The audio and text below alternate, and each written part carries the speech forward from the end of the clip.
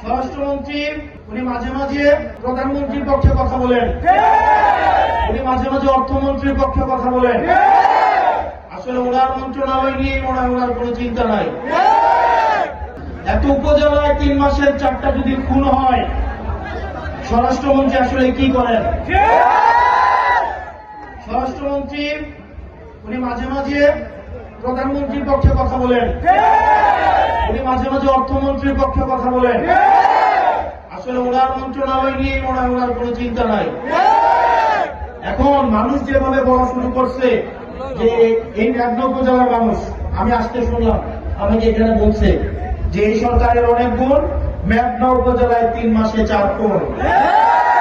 এই যে আমি আজকে আসলাম, মানুষ যে ব্যানারে ব্যানারে বলছে বিচার চাই, স্ত্রী তার স্বামীর হত্যার বিচার চাচ্ছে, সন্তান তার বাবা হত্যার বিচার চাচ্ছে, মা তার সন্তান হত্যার বিচার চাচ্ছে। এই বিচারটা করবে কারা? আমরা অত্যন্ত দুঃখের সাথে এবং পরিতাপের সাথে দেখতে পাচ্ছি আইন শৃঙ্খলার যে অবনতি হচ্ছে, এই ধারা যদি অব্যাহত থাকে তাহলে এই সরকারের প্রতি মানুষের আস্থা দিন দিন যেভাবে তলানিতে ঠেকছে, কিছুদিনের মধ্যেই এই আস্থা নাই হয়ে যাবে।